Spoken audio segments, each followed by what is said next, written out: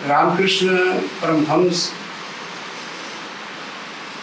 सामान्य बंगला गांव की, जिसको पल्ली बांग्ला बोलते हैं, गांव की बंगला बोलते थे।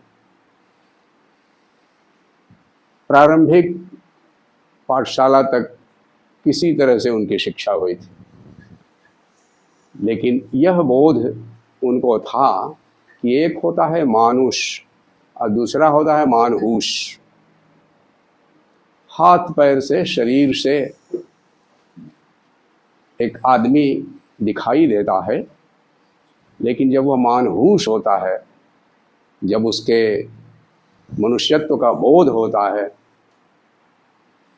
तब वह सही अर्थों में मनुष्य होता है। वह केवल मानुष ही नहीं रहता, मानहूस हो जाता। और उन्होंने शिक्षित किया कैसे कैसे लोगों को। स्वामी विवेकानंद उनके द्वारा शिक्षित लोगों में सर्वश्रेष्ठ थे। वैसे तमाम धर्मों के, तमाम वर्गों के स्त्रियों और पुरुषों को उन्होंने शिक्षित किया। बहुत लोग उन्हें आधुनिक भारत का सबसे अग्रधावक निर्माता मानते हैं। तो उनसे कुछ शिक्षा के सूत्र विवेकानंद को मिले थे।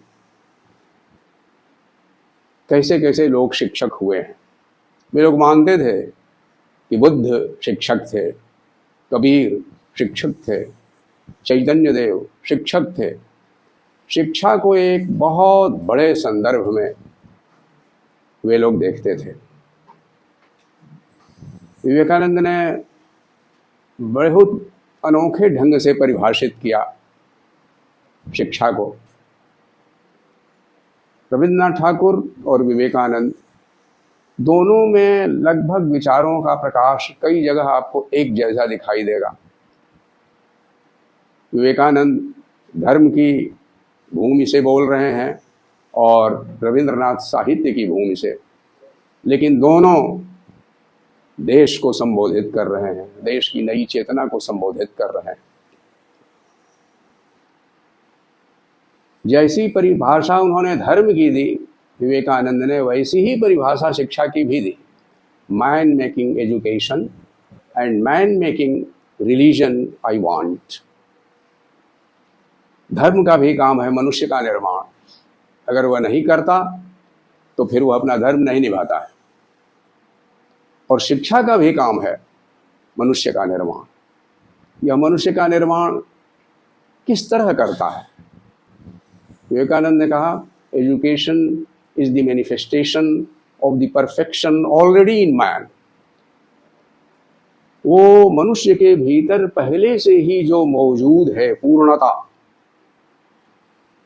उसकी अभिव्यक्ति का नाम है शिक्षा। मनुष्य जो पूर्ण व्यक्तित्व प्राप्त करता है, उसकी सारी संभावनाएं उसके भीतर पहले से मौजूद होती हैं। शिक्षा बस उसको निखारने का काम करती है।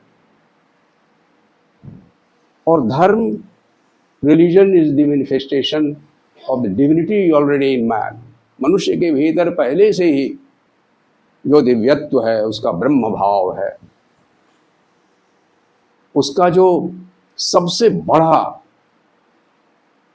संभावनाशील, सब की सब संभावनाएं चेतना के स्तर पर, वो सब उसके भीतर पहले से मौजूद हैं। धर्म का काम उसी को जगाना है जो सोया हुआ है। उसकी सोई हुई जो डिविनिटी है, उसको वो जगाता है। लगभग शिक्षा और धर्म दोनों यहाँ मानव निर्माण का कार्य करते हैं। विवेकानंद ने कहा कि ढेर सारी पोथियों को रट लेना, बहुत सारे शब्दों को कंठस्थ कर डालना, उनको दोहराना, पुस्तक पर पुस्तक पढ़ते जाना, बाहरी सूचनाओं का जो अंबार है उन्हें दिमाग में स्मृति के द्वारा भरते जाना, उन्होंने कहा यह शिक्षा नहीं। और एक लंबे समय से हमारे देश में यह रटंत विद्या ही शिक्षा मानी जाती रही है। विवेकानंद ने कहा कि यह जो रटंत विद्या है, अगर यही सचमुच की शिक्षा होती तो विश्वकोश जो हैं वह सबसे बड़े, सबसे अधिक शिक्षित ऋषि मुनि वही कहलाते। पुस्तकालय सबसे अधिक शिक्षित होते, तमाम मनुष्यों के बराबर अकेले एक पुस्तकालय ही होता। उसके पास किताबें बहुत सारी हो सकती हैं, उन किताबों में ढेर सारे शब्द हो सकते हैं, लेकिन वह मनुष्य का स्थान नहीं ले सकता। उस समय तक मोबाइल और दूसरी मशीनें नहीं आई थी। अब हम तो यह देख सकते हैं कि कितना भारी ज्ञान और सूचनाओं का संग्रह अब हमारी जेब में ही रहता है। ढेर सारे पुस्तकालय हमारी जेब में हमारे साथ चलते हैं, लेकिन मनुष्य की भूमिका, मनुष्य का स्थानापन्न हो जाना वो उनके लिए संभव नहीं है। आर्टिफिशियल इंटेलिजेंस के दौर में भी, बल्कि उसके भी खतरे धीरे धीरे लोग महसूस करना शुरू कर रहे हैं। इसलिए मनुष्य को केंद्र में रखकर शिक्षा पर सोचना, बल्कि हम तो देख रहे हैं कि अपने देश से अमर्त्य सेन और दूसरे पश्चिम के भी मनीषियों ने जब आर्थिक विकास की नियति पर सोचना शुरू किया तो हमने पाया कि विश्व में एक विचार आया। पहले केवल आर्थिक विकास सूचकांक आया करते थे, उसी चिंतन का, नए चिंतन का परिणाम हुआ कि अब मानव विकास सूचकांक आते हैं। अब अर्थशास्त्र के केंद्र में मनुष्य महसूस किया जा रहा है, मनुष्य ही उसके भी केंद्र में है। अगर नॉलेज पावर है तो इसलिए कि मनुष्य उसके केंद्र में है। अब अर्थशास्त्र में भी सोचा जाता है कि उसका जो मानवीय चेहरा है, ह्यूमन फेस, वो कहाँ है। तो कसौटियां बदल रही हैं, लेकिन उतना पहले हमारे इन चिंतकों ने शिक्षा के केंद्र में मनुष्य को रखा और उसके आगे यह दायित्व रखा कि उसका मुख्य लक्ष्य रटंत विद्या में प्रवीण बनाना नहीं है, बल्कि उसे मनुष्य बनाना है। जैसे कि पुस्तकीय विद्या को हमेशा यह माना गया है कि वह मुख्यतः जड़ है, वह उसके अनुभव में आई अगर नहीं तो वह शिक्षा नहीं है। इसीलिए अब अंडरस्टैंडिंग और रीडिंग और लर्निंग में बहुत फर्क किया जाता है। अब माना जाता है कि जो समझदारी है, समझ, यह कितनी आई। कंप्यूटर की परिभाषा बच्चा बता सकता है, लेकिन कंप्यूटर की समझदारी तो उसे करने से होती है। इसलिए हेड, हैंड और हार्ट, इन तीनों की समग्रता अगर नहीं हुई तो शिक्षा फिर पूरी नहीं हुई। इसलिए उसका सीखना, उसे करना और फिर करने के द्वारा उसे अपने अनुभव का हिस्सा बना लेना, ये हुई समग्र शिक्षा। इसलिए विवेकानंद ने इस बात को रखा कि शिक्षा जो अभी आधुनिक दी जा रही है, विवेकानंद ने रखा कि इसका पहला लक्षण यह है कि नकारात्मक है। विवेकानंद का सबसे अधिक जोर था वह पूरी तरह सकारात्मक होनी चाहिए, और ये उन्होंने श्री रामकृष्ण देव से सीखा था। किसी का भाव नष्ट मत करो, ये उनकी शिक्षा थी। एक निम्न वर्ग से बच्चा आता है जिसके घर में 14 पुश्तों से कोई पढ़ा लिखा नहीं है, कोई गरीब घर से आता है,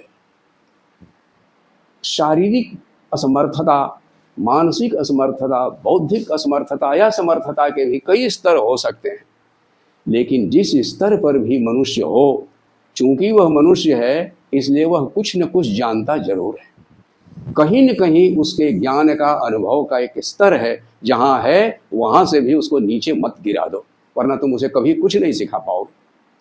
इसलिए किसी का भाव नष्ट मत करो। जो जहाँ जिस स्तर पर है वहाँ उसके पास उसी स्तर पर, उसी की भाषा में, उसी की शैली में, उसी के जीवन से मिलते जुलते उदाहरणों के साथ शिक्षा शुरू की जानी चाहिए। नहीं नहीं तुम जानते हो, नहीं नहीं तुम कर सकते हो, तुम करोगे, ये सकारात्मक शिक्षा की जो पद्धति है, इस पर विवेकानंद ने जोर दिया और ये पद्धति उन्होंने श्री रामकृष्ण देव के साथ देखी थी। श्री रामकृष्ण देव के 16 शिष्यों में एक शिष्य ऐसा था जो पूरी तरह निरक्षर था। वो छपरा जिले का गडेरिया परिवार का एक लड़का था। माता पिता के मर जाने के बाद किसी परिचित के यहाँ किसी तरह से कलकत्ते पहुंच गया था। तो वो किसी तरह श्री रामकृष्ण देव के पास पहुंचा। श्री रामकृष्ण देव ने सोचा पहले कुछ अक्षर सिखा दें, तो उन्होंने लिख के कहा ये क है। तो उसने कहा का। बहुत सिखाया कि ये क है, लेकिन वो हमेशा बोलता था का। तो उन्होंने बंगला में कहा शाला को के बोले का तो वे का के की बोलवे। यह अगर को का बोल रहा है तो फिर का को क्या बोलेगा। तो फिर उन्होंने कहा कि लेकिन ये तुम्हारे लिए नहीं है। मैं समझ गया, ये तुम्हारे लिए नहीं है। और बाकी 15 शिष्यों ने ब्रह्म ज्ञान की जिस अवस्था को प्राप्त किया, लाटू महाराज उनको कहा जाता है, स्वामी अद्भुतानंद ये नाम उनका विवेकानंद ने रखा था। तो लाटू महाराज ने भी वही अनुभव प्राप्त किया। उसका एक प्रमाण मिलता है कि एक बहुत दिग्गज विद्वान कलकत्ते के वेदांत पर बोल रहे थे और ढेर सारे लोगों के बीच वह निरक्षर लाटू भी बैठा हुआ था।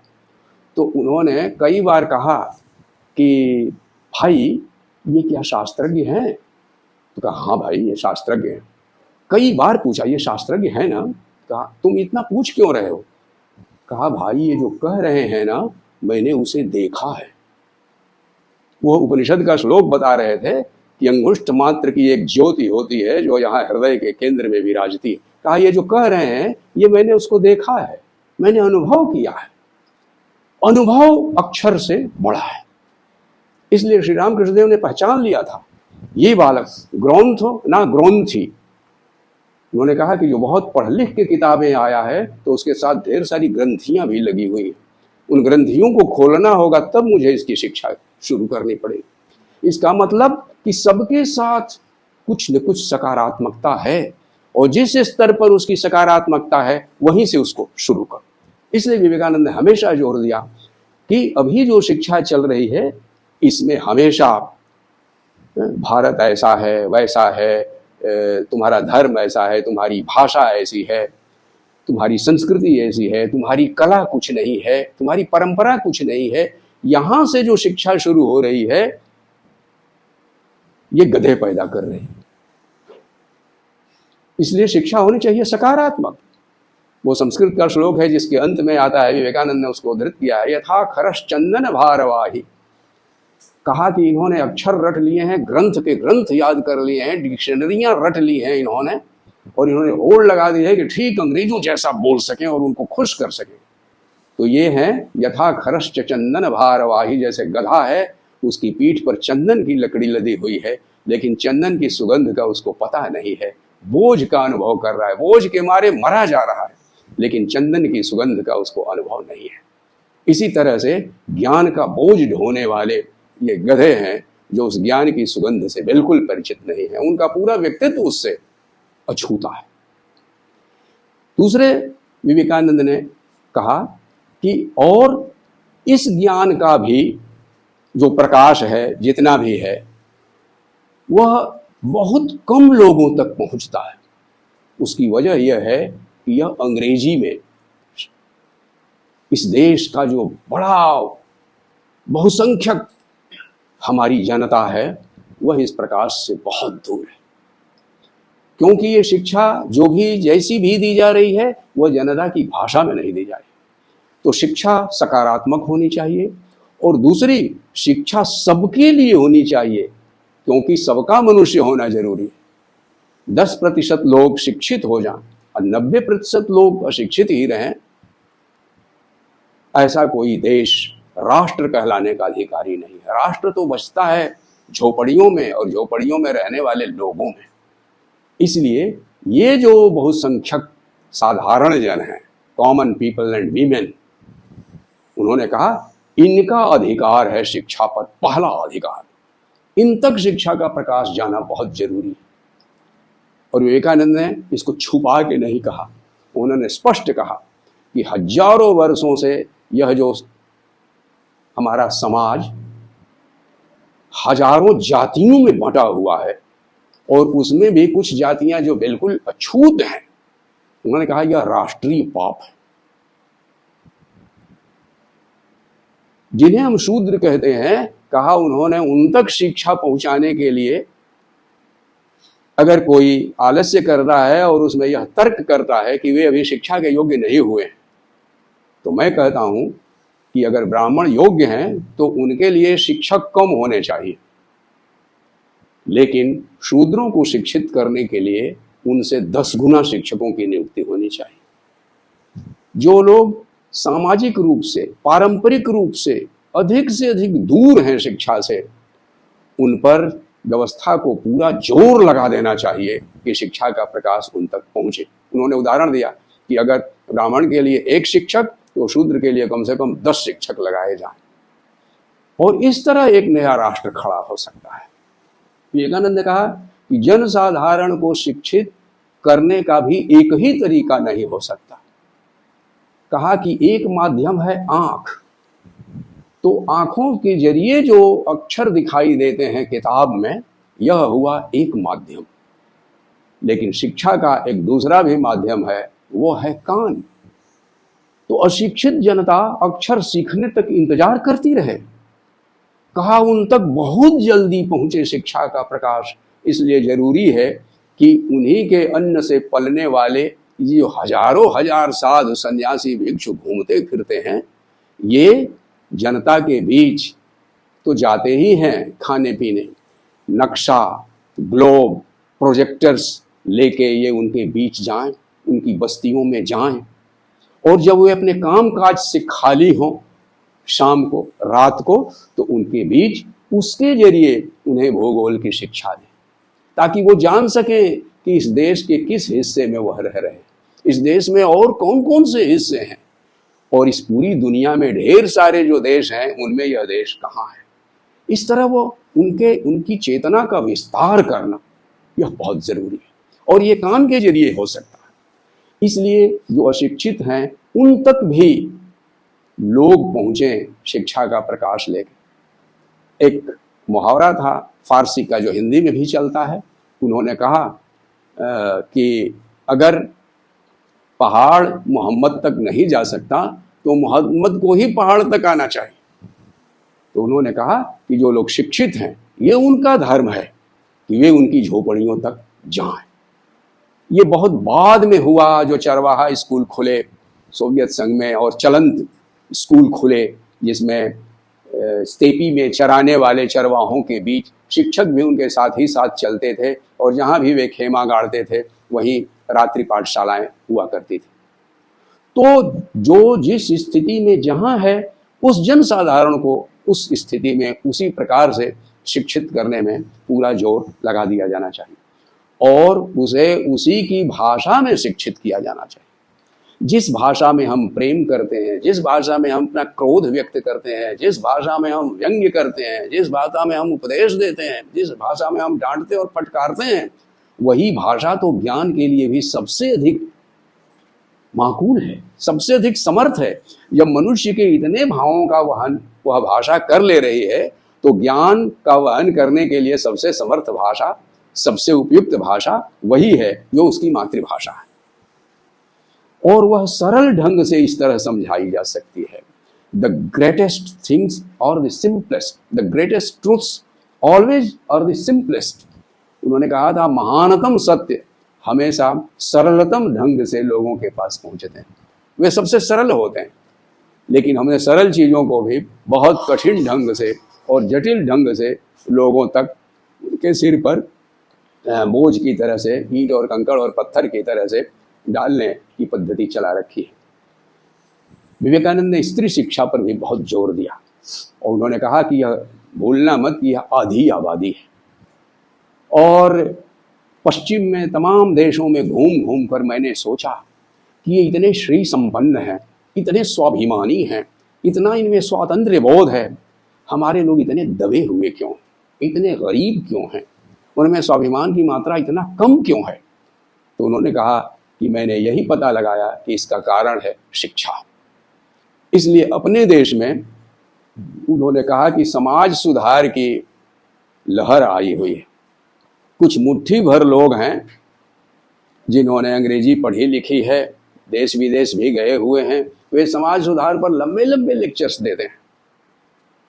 मैं समझता हूं कि समाज सुधार से पहले भी उसका आधार होना चाहिए, वो जनता होनी चाहिए जो समाज सुधार को लागू करे। उस जनता तक उसकी मातृभाषा के माध्यम से पहले शिक्षा पहुंचनी चाहिए और तब समाज सुधार भी समाज में व्यापक ढंग से लागू हो सकता है। इसलिए समाज सुधार से भी पहले जरूरी है शिक्षा, ये विवेकानंद का कहना था। और उन्होंने इस बात पर भी जोर दिया कि जो हमारे यहाँ प्रचलित शिक्षा चली आ रही परिवार में, पारंपरिक शिक्षा या गुरुकुलों में जो शिक्षा चली आ रही है, अगर उसी को हम फेंटते रहते हैं तो ये नया विकास नहीं होगा। जरूरी है कि अब दुनिया में जो नया नया ज्ञान आया है पश्चिम का, और सांसारिक शिक्षा, केवल आध्यात्मिक शिक्षा नहीं बल्कि जिससे जीवन चलता है, वह सब सांसारिक शिक्षा भी उसके साथ जोड़ी जानी चाहिए। और पश्चिम की शिक्षा भी यहाँ उसका अंग बनाई जानी चाहिए। इस तरह उन्होंने एक तरह से दिमाग को खोलने पर जोर दिया। उन्होंने पुराने शब्द जो चले आ रहे थे उनका भी नया अर्थ दिया। उन्होंने कहा कि मैं विद्यार्थी के लिए जरूरी समझता हूँ गुरु गृहवास, ये पुराना शब्द है। तो गुरुकुल में गुरु के घर में ही विद्यार्थी रहता था। उन्होंने उसका नया अर्थ किया कि विद्यार्थी तक जो हम नैतिक, सामाजिक, वैयक्तिक प्रकाश ले जाना चाहते हैं, अध्यापक को उसका रोल मॉडल होना चाहिए। इसलिए रात दिन ये रोल मॉडल उसकी निगाह में रहे।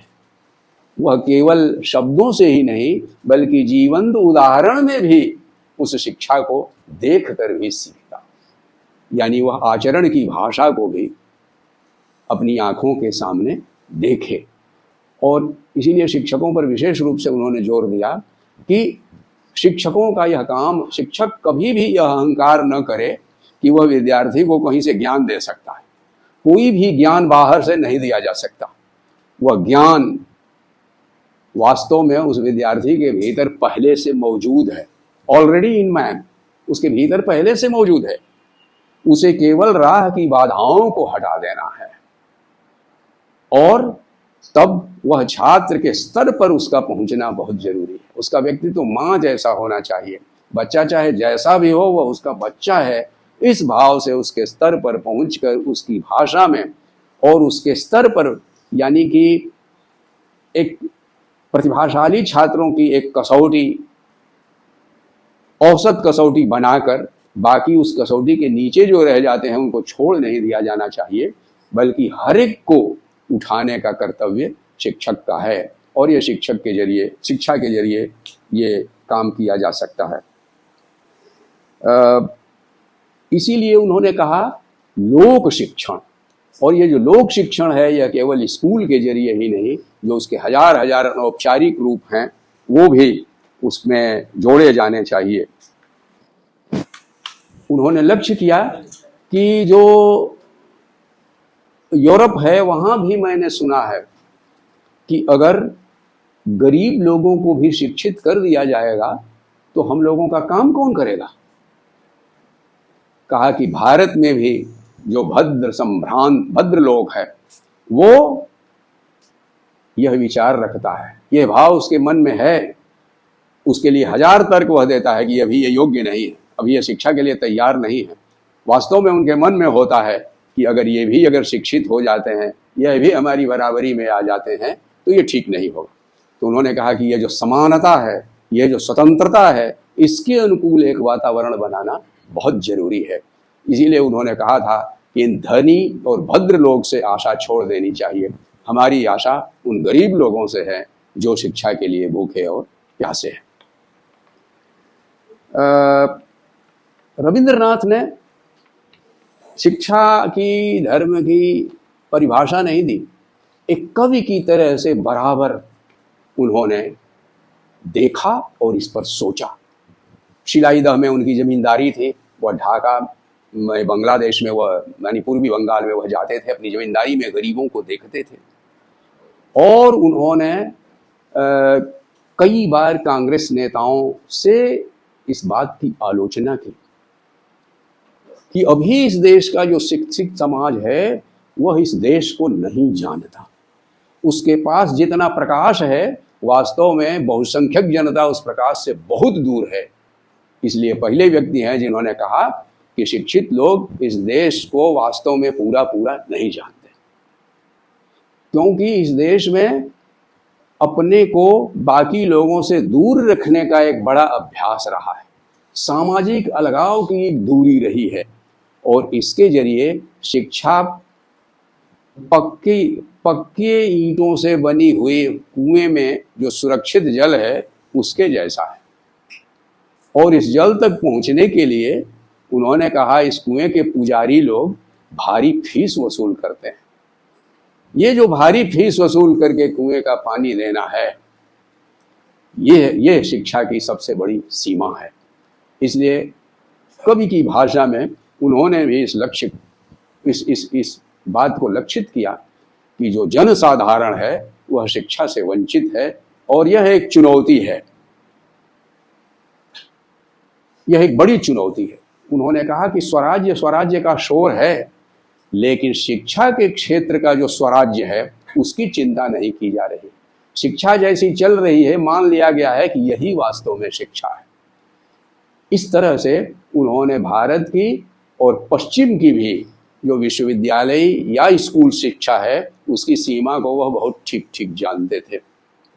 और इसलिए उन्होंने जब स्कूल शुरू किया, शांति निकेतन में पहले जो स्कूल शुरू किया, वहीं से उन्होंने पहले प्रयोग किया, और उन्होंने कहा कि शिक्षा का काम है उसको संपूर्ण मनुष्य बनाना, और शब्द उन्होंने इस्तेमाल किया समग्र।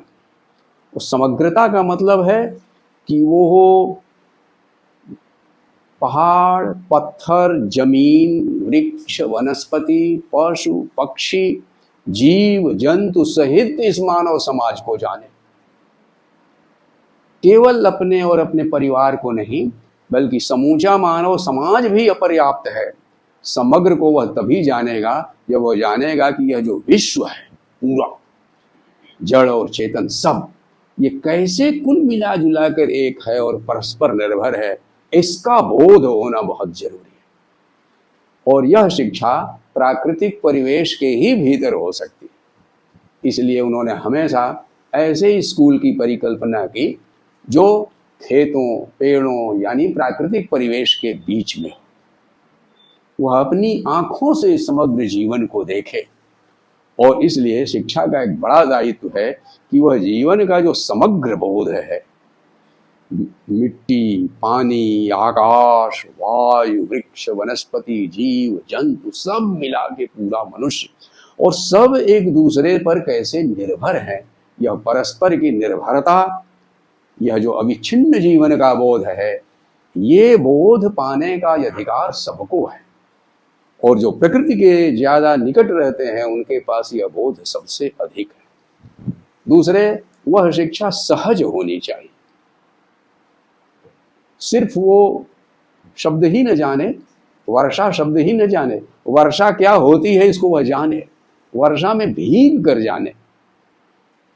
और इसीलिए शुरुआती दौर में उन्होंने साहित्य, ललित कलाएं जितनी हैं, चित्रकला जिसको रूपंकर अब हम लोग बोलते हैं, और इसी तरह से कानों से जिसका अधिक संबंध है वह संगीत की कला, और पूरा शरीर जहाँ शामिल है वो नाचने की कला, ये सब की सब ललित कलाओं के साथ साथ प्रकृति में जो साहित्य और संगीत और ललित कला है वह सब शिक्षा का भी, मनुष्य की शिक्षा का भी अंग हो जाना चाहिए।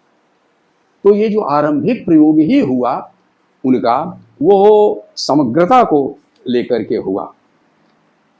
और उन्होंने भी जोर दिया कि शिक्षा की पहुंच आम लोगों तक होनी चाहिए, या आम लोगों की पहुंच शिक्षा तक होनी चाहिए। वो जो पक्के ईंटों वाला जो कुआं है उसका सुरक्षित पानी जो भारी फीस दे करके कुछ ही लोगों को हासिल हो सकती है, ये शिक्षा हमेशा असमानता को पैदा करेगी। उन्होंने कहा यह भी शिक्षा का एक अंग है कि उसमें समानता के संस्कार पैदा हो।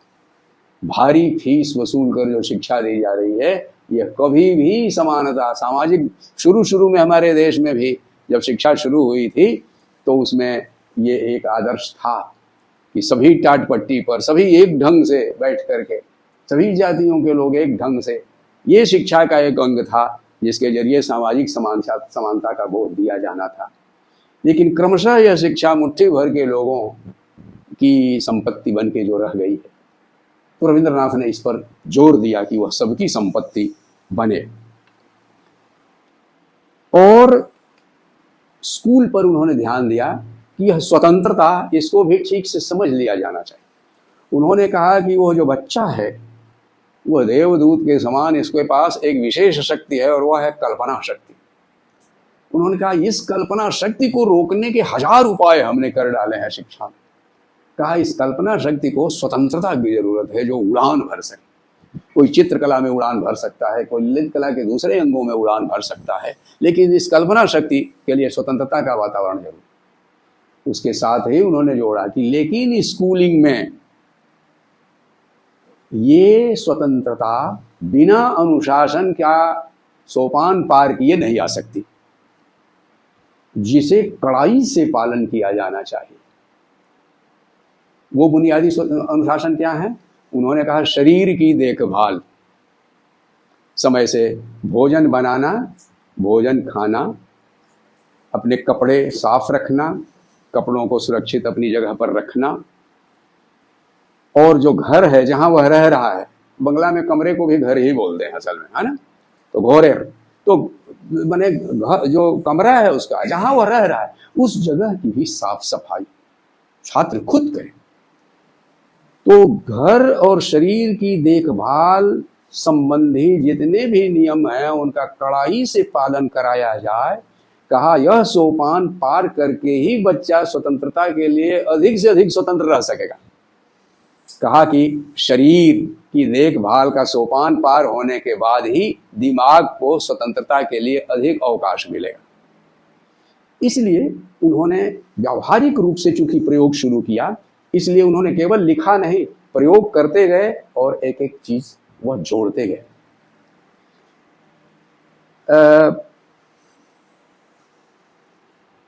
पूर्ण स्वतंत्रता, इसको उन्होंने जो देश में आज़ादी की लड़ाई चल रही थी उससे अलग उसको परिभाषित किया। उन्होंने कहा पूर्ण स्वतंत्रता संसार के तमाम संबंधों की संगति में है।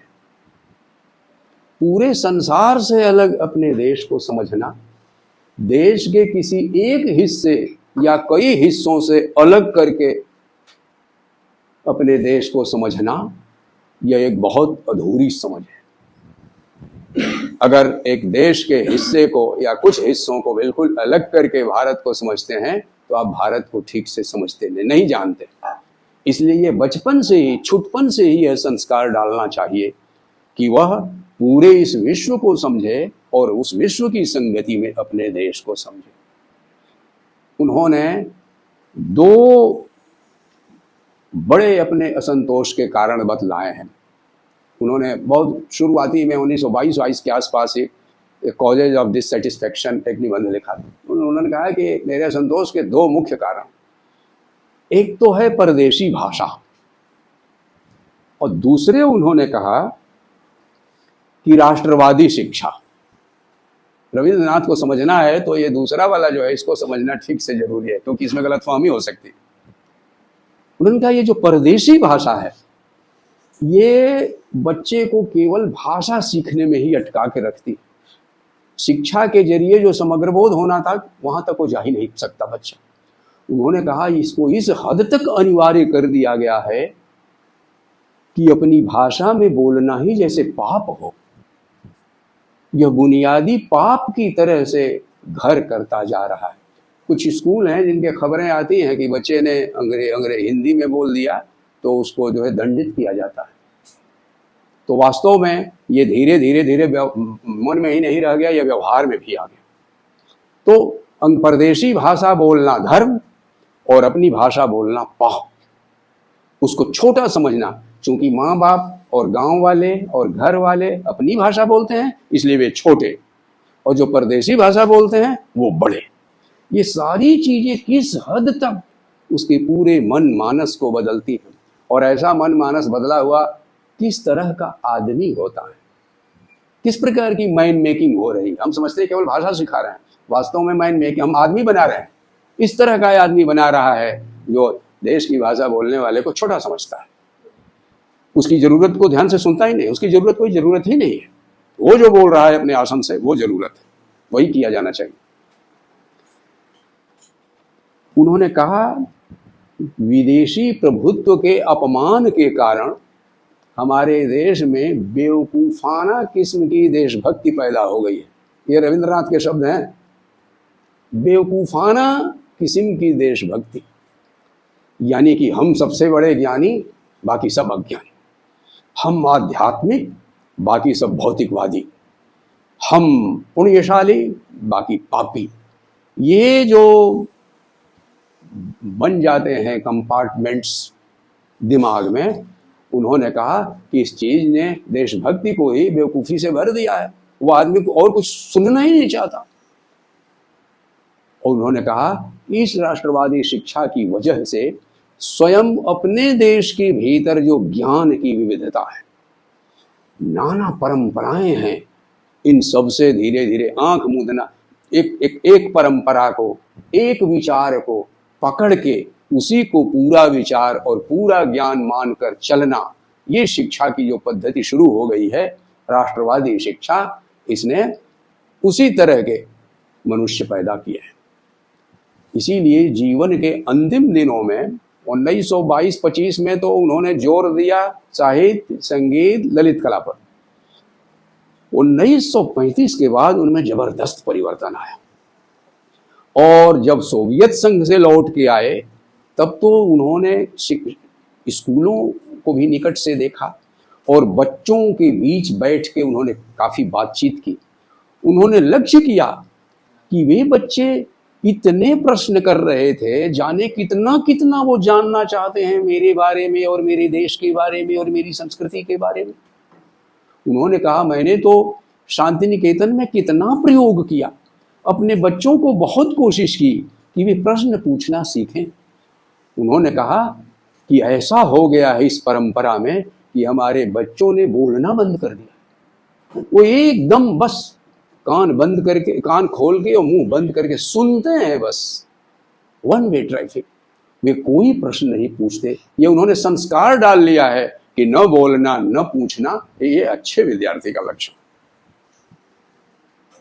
और उन्होंने कहा कि ये उन्होंने एक नया संस्कार पैदा किया है जिसमें बच्चे की आंखों में चमक है, जिज्ञासा की। उन्होंने कहा कि ज्ञान का पहला ही सोपान है जिज्ञासा, उसे पूछना चाहना चाहिए, और हमारा बच्चा पूछना ही, जिज्ञासा ही नहीं है तो वो पूछना भी नहीं चाहता। उन्होंने एक उदाहरण दिया है राशियार चिट्ठी में, बंगला में, इंग्लिश अनुवाद में है कि नहीं मैं जानता नहीं, तो उसमें दिया है कि मैं कहीं से पंखा ले आया, अभी नया वो आया था पंखा बिजली वाला, तो उन्होंने कहा पंखा ले आके चला के बच्चों को दिखाया, सोचा हमारे बच्चे कुछ पूछेंगे, लेकिन उन्होंने कुछ पूछा भी नहीं कि हाँ, ये आश्चर्य भी नहीं व्यक्त किया।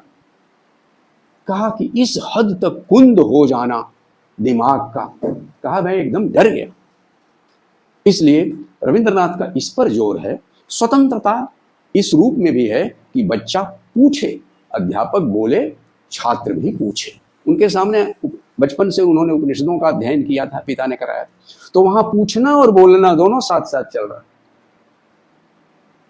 तो उन्होंने कहा कि भारत जैसा भारत हुआ था वो इस तरह हुआ था, लेकिन अपने देश में इस राष्ट्रवादी शिक्षा के बाद देश में जो शिक्षा पद्धति चल रही है वो माइंड मेकिंग नहीं है।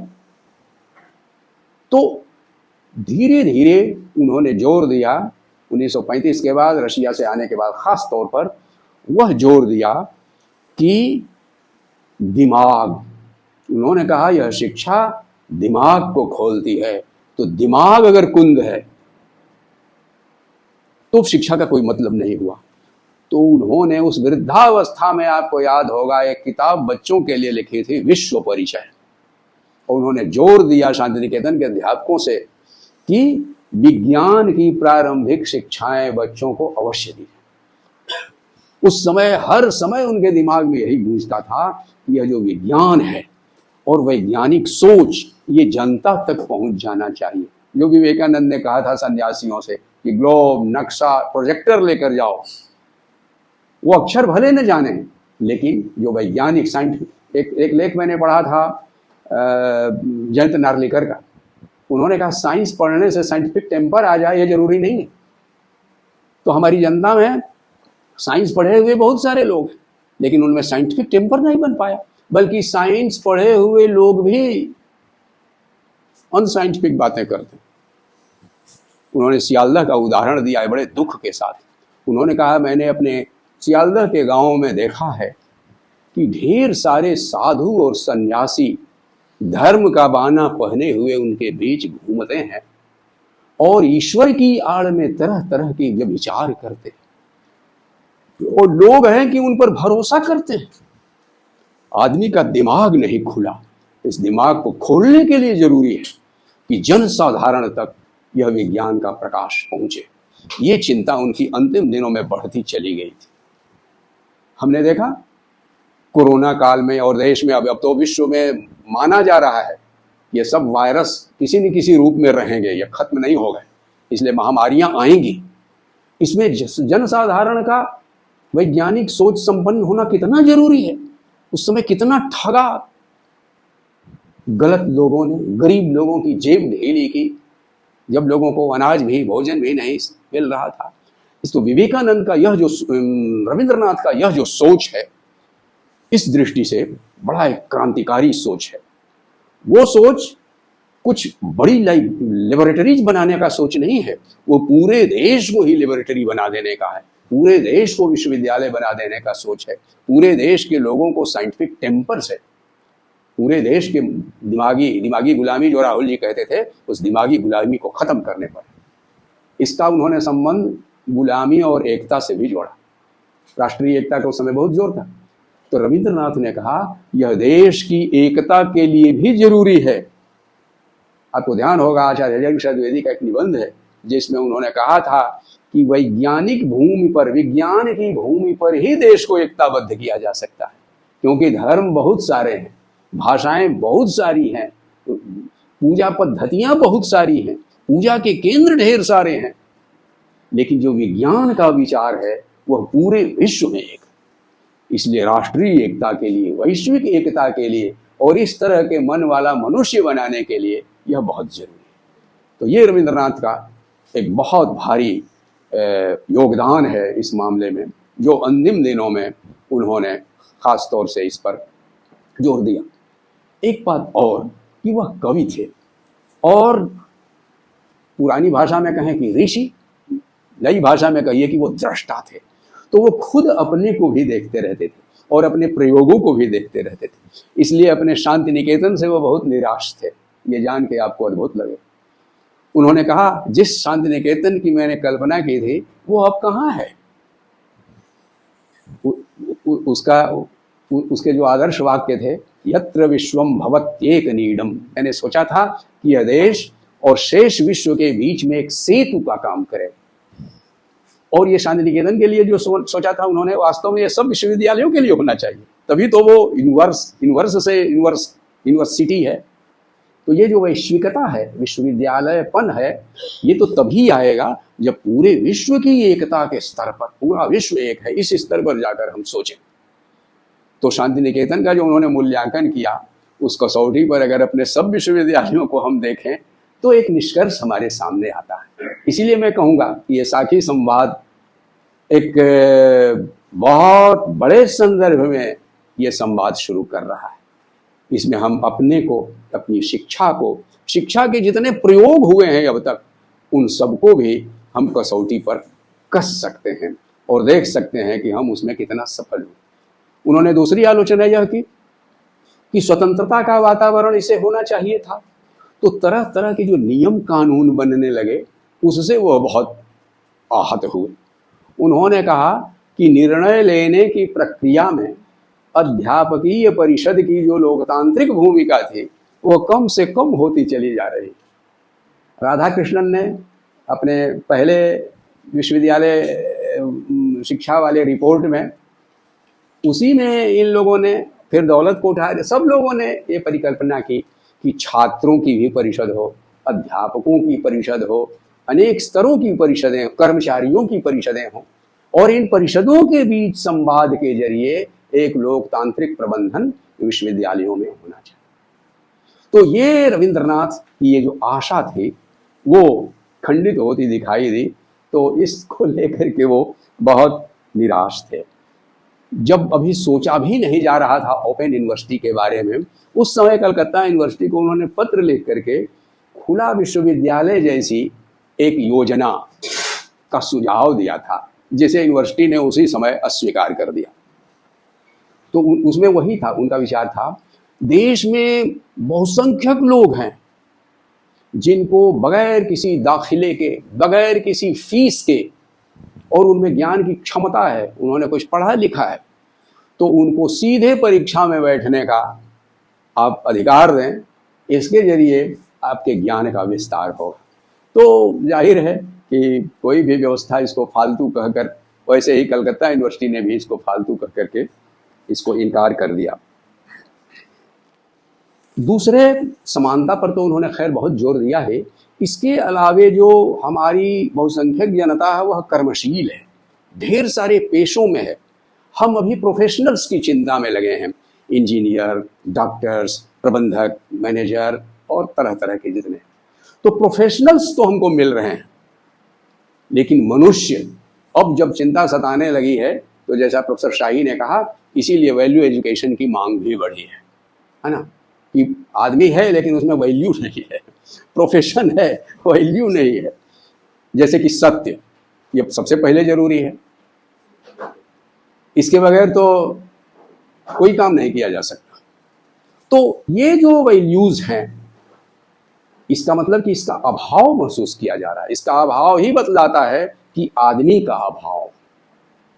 यह जो मनुष्य है, रविंद्रनाथ ने शिक्षा के अपने स्वराज्य में जो कर्मशील जनता है, बढ़ई हैं, लुहार हैं, कारीगर हैं, जिसको संक्षेप में कहिए हैंडीक्राफ्ट, ये हस्तशिल्प, उन्होंने श्री निकेतन की स्थापना की और कहा कि जो लोग इस क्षेत्र में जाना चाहते हैं, और दूसरी चीज, उनके लिए भी देश में जगह हो, सम्मानपूर्ण ढंग से उस आजीविका के लिए गुंजाइश बने। तो ये रविंद्रनाथ की परिकल्पनाएं थी। रविंद्रनाथ को विवेकानंद से अधिक समय मिला, इसलिए वे बहुतेरे प्रयोग कर भी सके, और बड़प्पन उनका ये, और विजनरी तो वो थे ही कि उन्होंने अपने प्रयोगों की खुद ही समीक्षा भी की। तो केवल प्रयोग ही नहीं बल्कि उनकी समीक्षा भी हमें सिखाने वाली है। इस मामले में रविंद्रनाथ वास्तव में हमारे गुरुदेव हैं, केवल कविता में ही नहीं बल्कि शिक्षा के क्षेत्र में भी। तो इन्हीं कुछ शब्दों के साथ मैं ये जो दो महागुरु हुए हमारे शिक्षा के, उनकी कुछ जो चिंतना के को जो मुख्य सूत्र हैं, उन पर मैंने कुछ बातें आपके साथ रखी। बहुत बहुत धन्यवाद।